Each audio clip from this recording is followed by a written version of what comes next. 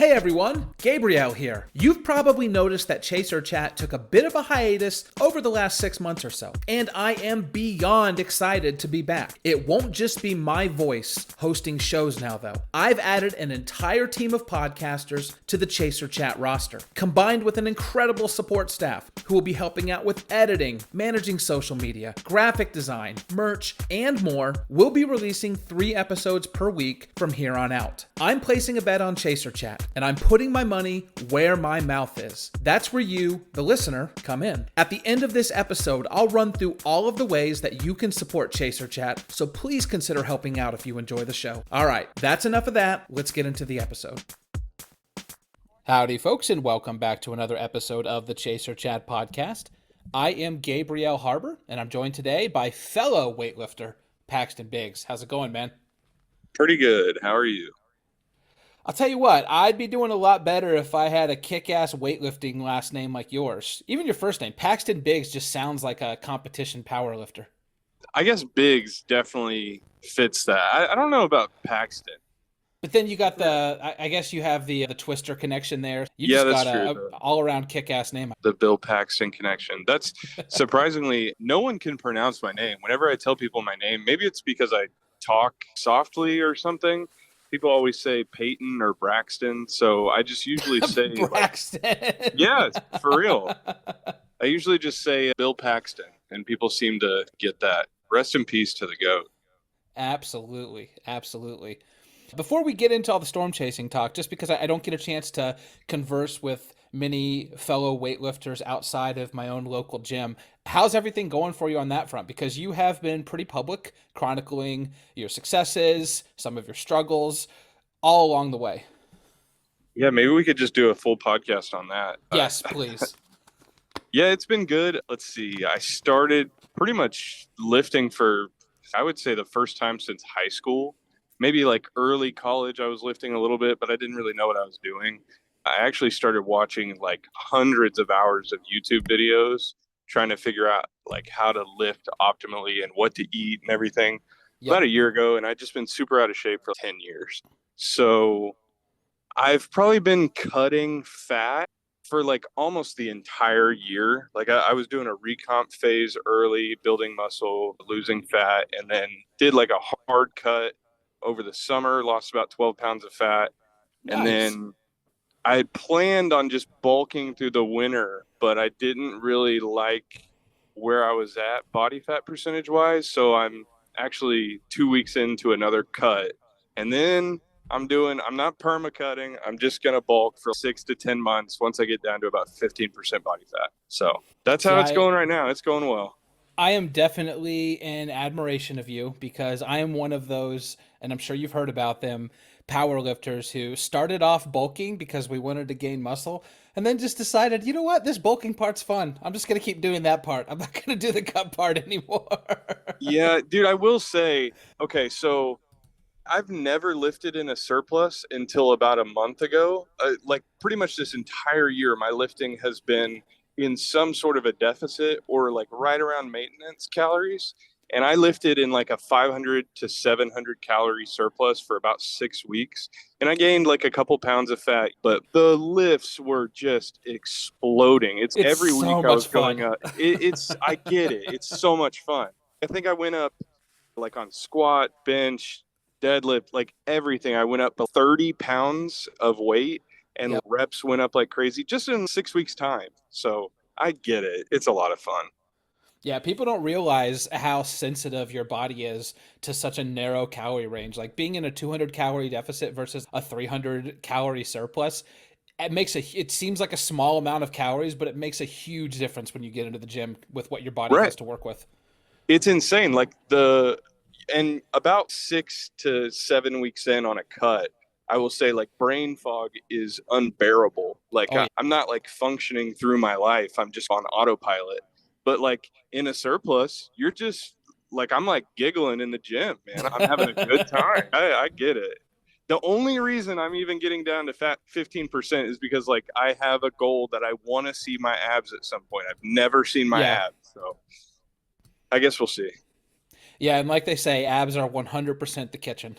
So you have to, unfortunately, if you want to see your abs, you're going to have to go into some sort of caloric deficit, and you're going to have to just tough it out until you get there. There's no way around it. I heard a quote the other day, and we're just going to end up talking about weightlifting this whole podcast, but I'm fine with me. I heard a quote the other day that abs are made in the gym and revealed in the kitchen. And I was like, okay, that's a little better than the old adage, but yeah, it's true. Yeah, and you know what? That is far more accurate than what I said. You're right, because I go to the gym, and so I'll do exercises, decline sit-ups, wheel rollouts, starfish crunches, that sort of stuff. And I'm a bigger guy. I'm in the heavyweight category for powerlifting, 100%. And so I'll do all these exercises though, and sometimes I'll get people that are amazed that I can do it. There's, wow, someone your size, like, so nimble, you can do all these things. And I'm just like, yeah, like on one hand it's like a compliment, but on the other hand it's, yeah, I know what you're saying. It would be nice if I could actually see my abs someday, because I've worked so hard for them. Dude, if you cut, like, it's crazy. I bet if you cut, like, I don't know what your body fat percentage is, but I bet even you, what are you at now? Do you know? Yeah, 335.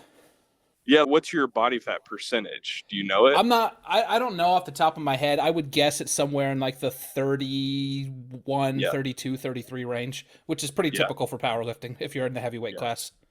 I got you. Man, I feel like you would look insane even at 25%. Like, I'm sure you look great now and everything. And I like, oh, thank you, baby. But it's 25% would probably look freaky on you. Yeah, a good comp that I've always rolled with is Eddie Hall. Are you familiar with him? Yeah. Yeah, so he's the same height as me, 6'3", and you look at sort of the ups and downs of his career and what he's done. So I think he got up to like almost 400 pounds when he was looking to set the world record for deadlifting, and then he was cut down significantly, and he's still at, I think, between 25 and 30% body fat percentage, but you can actually see like the first couple rows of his abs now with the size that he's at, and it just looks absolutely monstrous. So I'm inclined to agree with you. Probably if I could get down to 25, 26, 27, and you could actually see some of those abs start to come in, it would be pretty awesome. At some point, maybe I'll take the dive, but it's just, I've started it before, but it's just like you start doing it, you go to the gym, and all of a sudden you put up like 3 less reps than you were doing the week before, and you're just like, oh my God. Yeah. It's so defeating. I started with a more aggressive cut this time because I started real slow on my one this summer. And then towards the end, I was like, now I have to ramp it up, but I'm just so fatigued and like diet exhausted that I like can't ramp it up more to lose like those last extra few pounds. So yeah, diving in really strong this time. I've lost reps like almost immediately just because I've lost 3 pounds in the past 12 days. So it's like mostly fat. So it's really taken. I guess we're here to talk about. Yeah, it's good when the guest is the one that has to get the host back on track. You always know that's the mark of professionalism. So yes, we will say sorry to everyone for forcing you to listen to all that weightlifting and jazz at the beginning of the podcast. But we are, of course, here to talk about storm chasing. Paxton, you are a big-time storm chaser, somebody who I spoke with over the summer and the spring with some of the Chaser recap episodes. And I told you then I wanted to get you on for a full-length interview. It's taken a few months, but here we are. So let's go ahead and start back as far as you'd like to go and just let people know how you became interested in the weather. I think, and this sounds like so cliche, but I think it was Twister. Like when I was a kid, I tried to narrow it down like before then just to be cool. But I remember being terrified of weather when I was like mega young, like maybe 5, 6 years old. And then Twister came out and I was like, okay, now I'm obsessed with this. And I was always the kid that I would watch, like my family members wanted to watch like cartoons, like my siblings and stuff. And I wanted to watch the Weather Channel all the time. And then just growing up, I remember Hurricane Katrina hitting. And that was like a big point of me getting even more into it and like understanding like, oh, there's resources online that I can track this stuff with. And then started to, I don't know, just kind of other priorities growing up through high school and stuff. But then once I got into college, I think it was the Moore tornado in 2013 that kind of revitalized my passion for it. And so that following year, I went out in June. And this is a funny, ironic story, but I didn't really know what I was doing in 2014. And I I was diving into what resources were out there. And just full disclosure, I was SPC chasing. And the one thing that I saw was like an active period coming up in mid-June in 2014. And everyone probably thinks, oh, no way, you chased Pilger for your first chase. No, what I did was I saw the first decent day and I drove up there in my little shitbox Corolla, my 98 Corolla with 150,000 miles on it, and chased on June 14th, 2 days before Pilger. And I did see a tornado on my first legitimate chase. It was like a nighttime brief tornado. Pretty cool. I was excited. And then 2 days later, Pilger happened. And Coleridge happened the day after that. And then the Alpena, South Dakota tornado happened after that. So I felt very accomplished and very proud of my first tornado. But if I would have waited 2 days later, I potentially could have seen Pilger for my first tornado. So that's when it all started. And yeah, I've been doing it since then. So here we are now, 2023. Are you familiar with the term nominative determinism?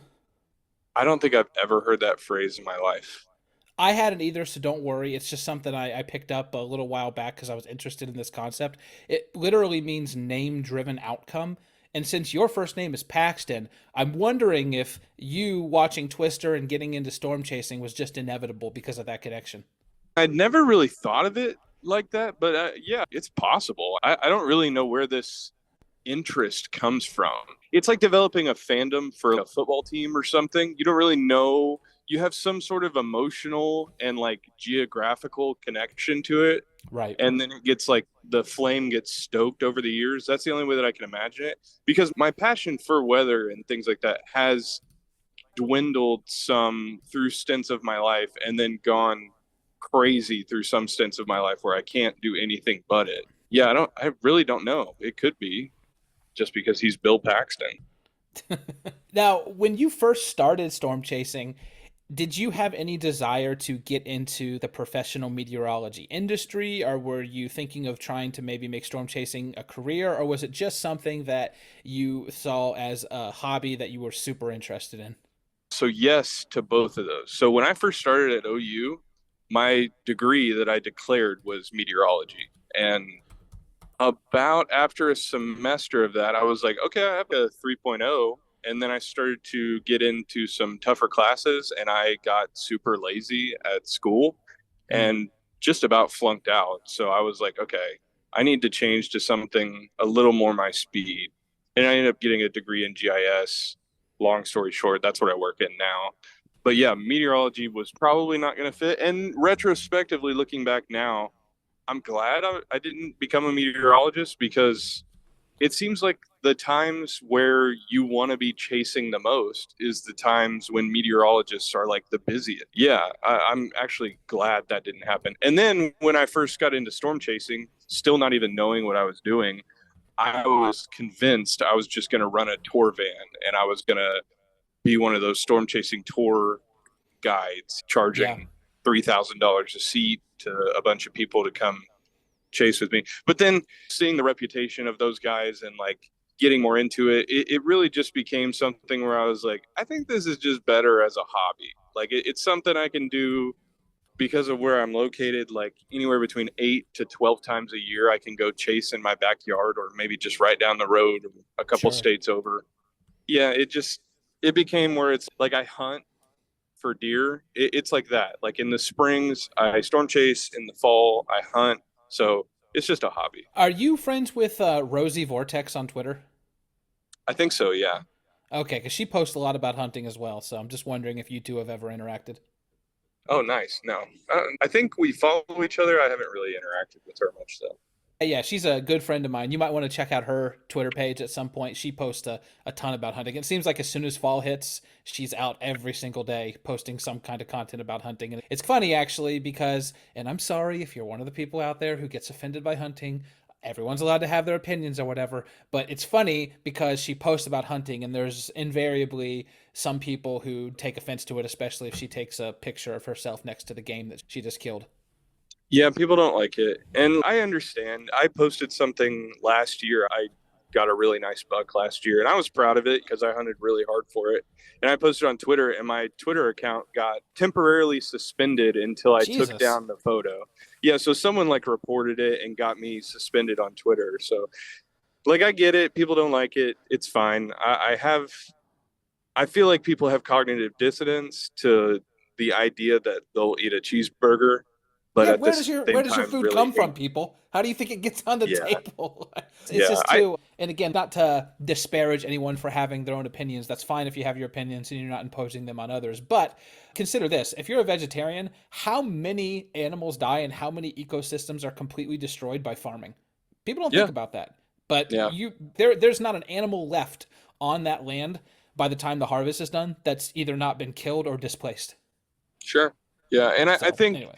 any form of consumption, whether it's like eating or like natural resource harvesting for like transportation, anything like that, is going to involve some sort of death. I get where people are coming from, but it's just a passion I have. So, Yep. Anyways, I didn't mean to put you front and center into an ethical conversation about hunting.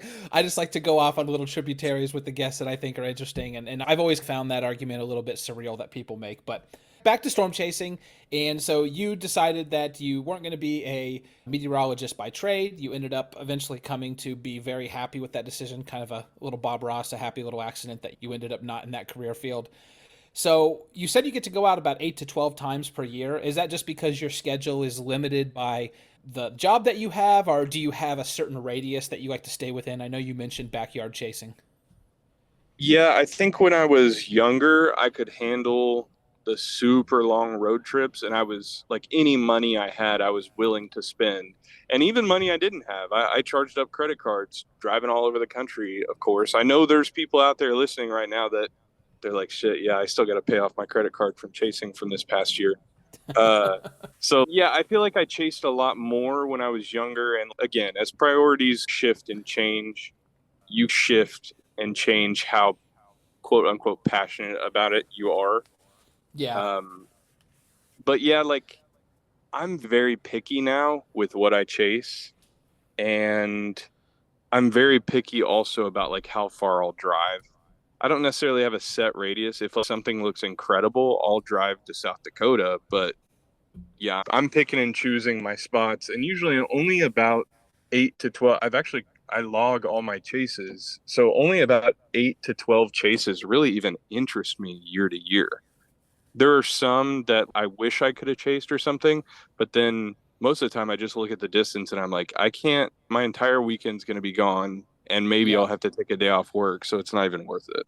And I like the point that you're making about chasing responsibly. And I'm going to push back on one thing that you said because you characterized it as not as passionate. And I think that's kind of bullshit because I don't think being responsible should be a determiner of how passionate you are. And I know there are a lot of people who, whether through joking or hyperbole or whatever the case may be, they'll frame it that way, the never stop chasing mentality. But I think that in terms of sustainability, because if you look at one of the main differences between humans and animals, it's that we can actually plan for the future. We understand that it's not just the gratifying of our current self that matters, it's how satisfied, happy, and content are we going to be into the future. I'd rather see somebody who is able to say 8 to 12 is what I can handle in terms of what I'm interested in, how much money I'm going to spend, how much wear and tear I'm going to put on my body, because those long drives where you're going through the night, they take a toll on you as you get older. And then chasing 8 to 12 setups comfortably without major strain on your life for 10, 20, 30 years into the future. I think that can oftentimes be a much better decision than the instant gratification of draining your bank account and destroying your body and just going to hell and back so you can chase a 2% that's 10 hours away. That's a good way of putting it. Is it's not necessarily that the passion isn't there, because I think you could ask just about anyone in the chasing community if there was a teleportation device, we would jump in it and then be at the base of the mezzo at any given time. But Right. it's about like resource guarding and like how many resources am I willing to allocate to this 2% day or this 5% day. And you cannot chase them all. Like no matter what anyone tells you, like even Reed Timmer is missing days out there. Yeah. So Yep. that's a good rewording, I would say. Now, let's get into a controversial topic that you mentioned specifically that you would like to discuss. I'm not going to spoil it for you. I think you know what I mean. So, by that laugh, you definitely know what I mean. I'm just going to hand you the floor and I'll just piggyback off of wherever you want to go. Okay. I have a take that I have been consistently ridiculed for on Twitter. And I don't want to come off as a victim in this saying, oh, I've been ridiculed, like, woe is me, right? Because I'll stand by this take any day, anytime, and I'm happy to flesh it out, especially on a long form like this where I can say my piece. Because Right, you can every time I try articulate to, it. right, every time I try and discuss it on Twitter, I just give up because there's a wall of immovable people on this topic, and I can't really say what I want to say. So I think, to an extent, there are caveats to this, but if you are hit by a visible tornado, like a highly visible tornado, you should not be chasing anymore. And let me dive into that further. There are obviously exceptions, right? So if you're chasing an HP storm, or I need to flesh out more what the exceptions are, because Maybe like you're under the meso, nothing has actually touched down yet, and then things start to spin up around where you are. You wouldn't really say that person drove into a tornado. They were just where the actual tornado genesis was taking place. perhaps that would be a caveat. Sure. So here's where I narrow it down. I think if you are ever impacted by a tornado in any context, no matter what, you got too close. Is that an agreeable thing to say? Okay, I mean, yeah, I've got some by questions about that, but yeah, I think sure, by to purely establish the as a baseline, yeah. by purely the definition of getting hit by a tornado, you were too close. That's the concept of being hit by a tornado. Now, the circumstances that led you to being hit by that tornado is what I'm criticizing. So, obviously, there are extenuating circumstances, like I've said. One of the ones that comes to mind is the El Reno tornado, and everyone always points to that one, the 2013 El Reno tornado, very famous, the one that killed Tim Samaras, Paul Samaras and Carl Young, I think they are. Yep. And everyone points to that one as those guys were the innovators in the field. They were the smartest guys. So if they can't do it, then nobody should be doing it. And I would counter that with saying that they were doing something that not every chaser is doing. They're putting things in the direct path of a tornado. And I've even heard from people that have been chasing for a long time that they were getting a little too close, even for longtime chasers' comfort. But they were very knowledgeable and things like that. And I think inversely, you could say the other way around, that if it can happen to those guys, maybe you should have a safer distance. Because if a guy who's been chasing for 20 plus years and has been up close and personal with potentially hundreds of tornadoes can get killed in the field by an erratically moving Very largest fastly. Yeah, tornado I was of gonna, all time. Yeah, and the way it expanded too, it went from a sure. relatively confined tornado to just exploded into 2.5 miles wide in a very short period of time. Exactly. I have the inverse argument that if it can happen to him, maybe it's all the more justification that people need to stay further back. And I'm not saying you can't get close to tornadoes. Like, I've been within 50 yards of tornadoes before. Like, I've felt the wind of a ghost train. Like, I understand how exhilarating and exciting it can be. However, I will say that I kept a very safe and comfortable distance until I was about 5 years in. And to be totally honest, it was out of fear for my own life. I feel like I had a decent respect for the movement of tornadoes and what was at stake. And I also didn't have a live streaming setup or anything relying on me getting too close, which I think is another criticism. I think people right now are caught up on getting the absolute best shot they can get for their live viewers or for their YouTube video. And they are more focused on that than their own situational awareness. And they are more focused on that than potentially learning what storms can do and how quickly they can change and move. And I think a lot of these guys that are getting hit by tornadoes are fairly young. And I feel like I don't see a lot of these veteran chasers getting hit by tornadoes. It seems like it's only guys who are within the first 5 years of their chasing career. And I will say 100% within the first 5 years of mine, I made some really stupid, dumb calls, like distracted driving, like just not positioned correctly. And I got lucky that a tornado didn't drop right on top of me and flip my car 1,000 yards or something. But I think that's my criticism. That's my point, is that people need to have a safer distance. And I think if you're in that first 5 years of chasing and you get hit by a tornado, it might be time to hang it up. And I say that as someone who made their own bad decisions chasing tornadoes in those first 5 years. Fleshing out this conversation more, I don't think I've ever talked about this to another person and had the conversation. It's just mainly been on Twitter. Which is a horrible place to try to flesh out something that is Sure. nuanced and intricate. You're bound to leave feeling frustrated because nuance and intricacy, detail, that is the exact antithesis of what Twitter is all about. Yeah, of course. I don't necessarily think I've ever been able to get my point across. Obviously, everything I said right now, I think if a lot of people heard what I just said, apart from the last part where I said I think you should hang it up, I think they would agree with me that people are getting too close.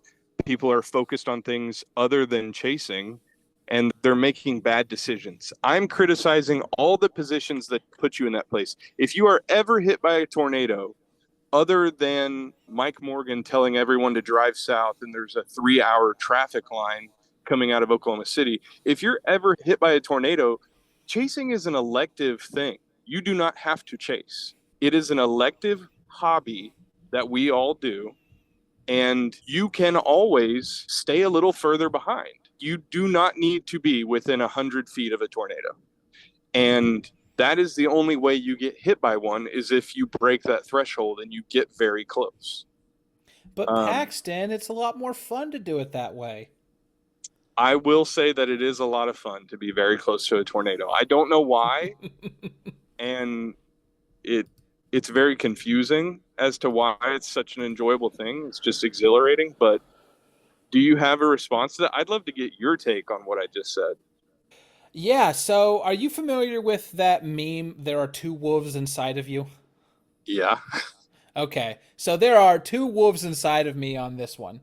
Okay. On one hand, on the practical, serious concern for the safety of others, I'm with you 100%. I think that anytime you put yourself into a perilous situation, especially if you put others that are in the vehicle with you into that situation as well, you should absolutely be taking some time for introspection before you rush headlong back into that situation again.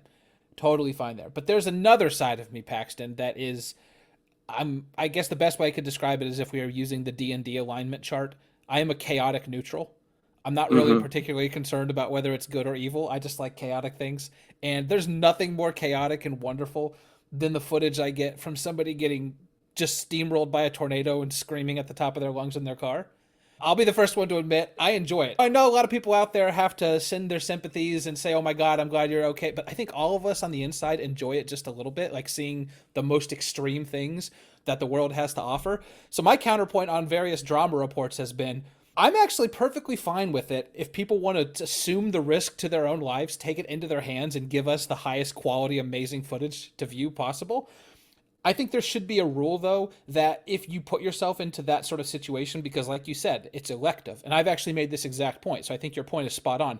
You don't have to do it. Therefore, nobody else should be obligated to come out and save your ass when you get into trouble. Whether you're an extreme rock climber who falls off the face of a cliff, or a person who wants to go deep sea diving, or a person who wants to chase a tornado. If you get rolled and you're injured or something, I feel like that's got to be on you, because that's the point where you do something just spectacularly dangerous and you choose to do it just because you think it's going to be fun. I don't think anybody else should bear the responsibility for putting themselves in harm's way or for having resources tied up, like after a tornado, when other people could be getting helped. So I guess a good way to put it would be like, if you get rolled by a tornado, you should just accept that you're going to be the last one getting helped. And if that means you bleed out in the field because you were storm chasing, then you bleed out in the field. Yeah, I would agree with that. Is at the same time, there is going to be a burden on the local resources to rescue that idiot who got too close to a tornado in an elective storm chase, whenever those resources could be used potentially saving other lives. So, yeah, I Exactly. get it. I get the chaotic neutral take that yeah, I don't necessarily want to go cave diving where they have like rock above and below them and they're like shimmying on their bellies, but it Right. comes up on my TikTok feed all the time and I like cringe at it, but it's still on my But you feed watch it. because I I was gonna keep say it's watching it. Yeah, like right. It's I was gonna it's say the algorithm compelling. knows what you want. I just want every storm chaser to know that's hit by a tornado or gets too close like that. In the same way that I would want every cave diver like that to know that if you die, do not expect sympathy because like genuinely because you are doing an elective thing that you do not have to do that is potentially taking away resources from a community in need. So that sounds like super fucking harsh, like I know, but at the same time, I think if you get hit by a visible tornado and you're being dumb about it, and then you're pretty blasé once you do get hit by it, and you don't really make changes, or you just post it to your YouTube with a title that says, I got hit by a tornado, lol. It's like when you get hit again by a tornado, like when the next one hits you, I don't want us to put storm spots on the spotter map for your initials. I'm sorry. You do not deserve that in that case. Like you are just being a reckless asshole. Just to put a cherry on top of this conversation before we talk about a few of your favorite storm chases, I'll give an anecdote. So back in the day, my daughter, she's 14 now. This was back when she was much younger, so like 6, 7 years ago. She used to be in love. I think, was it the movie Soul Surfer with the girl who lost her arm to a shark? Yeah, I think so. Right. And so she would be like, Dad, isn't it so inspiring? Like what she's overcome and everything. I was like, she knew there were sharks in the water. Like I'm glad she's back out there surfing again. That's awesome. Good for her. But the inspiring story to me is the person that has some major challenge or difficulty that was in no way something that they did to themselves and then they come back from it. Like when you get in the water where there's sharks, you know there's a risk. I'm not saying I hope you get bit, but if you do get bit, are we all supposed to just pretend like that wasn't a potential thing that was going to happen? Mm-hmm. I don't know. That shows you where my mind is. There's probably some of you who are listening at home right now just saying that I'm the biggest asshole in the world. That's perfectly fine, but I think you made your point very well on that. I'm inclined to agree with you from the humanistic side of things, but like I said, there's another wolf inside of me who has a different opinion as well, and those two are always in conflict. And you know what? I'm okay with that. So let's go Yeah. ahead and move on to some of your favorite storm chases to close out the podcast. Just give me one or two that really stick out in your mind over the course of your career as you look back. People were posting on Twitter the other day that they were listing like their top 8 tornadoes or top 8 chases, and it made Yeah, I me saw that. Yep. think about that. Yeah, so I have these at top of mind already. Dodge City in 2016 is like probably hands down the best Oh one. my God. Wow. Um, that was still when I was like figuring things out though, so I didn't get like mega close that day. So that one was good, but it probably would have been way better if I was a little more experienced. What's real quick before you move on to the other one? What stands out to you about that day? Do you remember any of the feelings that were going through your mind, or any details about what the chase was like? I just when I see a tornado, especially one like that I know looks pretty awesome, I get like super hot and flustered and my heart is like racing. So I just remember being like insanely hot the whole time. Like I was also sunburned because I was waiting for initiation all day. But Right. I just remember being very hot that day and being like, how are there still tornadoes happening? Like it was like 12, 13 in, which we're not going to get into that. We could have a whole podcast No, on I this won't listen. Listen, I'm not gonna pull you. I'm not gonna pull you into that conversation. But I will say this: that's adorable. You have a crush on a tornado, basically. Yeah, I guess Like, so. They just get me all hot and bothered. But yeah, it was mainly just kind of disbelief because that was year 3 at that point. So I didn't even know that could happen. I would say number 2 was probably that year as well. Just I guess it was 2 weeks earlier was the Wynnewood Katy sulfur tornadoes. oh, another crazy, unreal one. Yeah, I was in Moore at my house And I hadn't even really looked at the SPC that much that day. I was in finals week and I was doing my capstone project. And I had finished up a little early on the work I needed to do that day. And I looked down and I saw backed southeast surface winds with the whole 500 millibar setup. And I was like, I might give it a shot. And as the storm was going up, I headed south on 35 and caught it as the tornado was like that first tornado in Wynnewood as it was essentially touching down. So that one was awesome. And then watched it wedge out through Sulphur. 2016 was so good. I sound like such an old head, but 2016 was such a good year. Two things come to mind when you talk about that one. The first one is I think that was one of the first tornado chase videos that really caused me to fall in love with tornadoes. I forget whose footage it was. It might have been the Tornado Trackers footage, but I'm not 100% certain.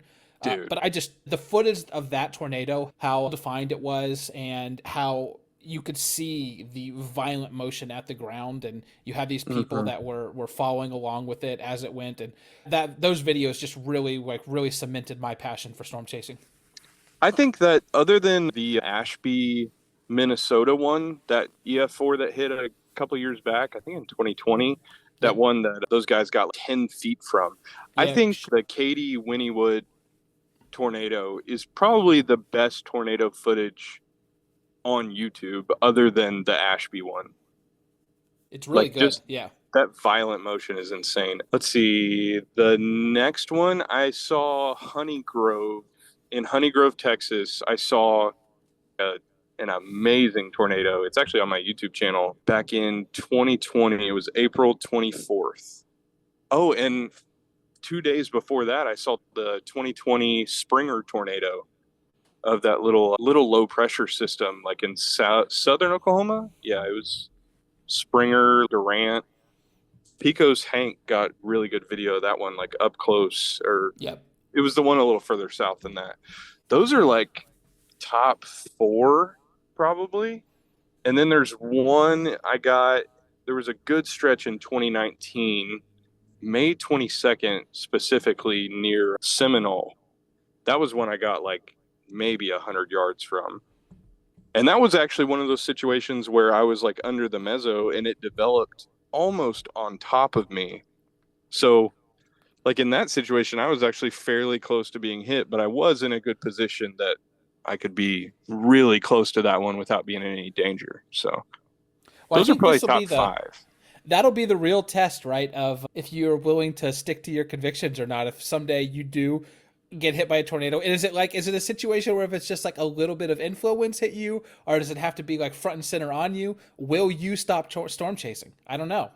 Yeah, that's something I said on Twitter too, is that watch me get hit with a little bit of inflow in and then everyone wants me to stop chasing. But if I genuinely get hit by a tornado and survive, that would be it for me.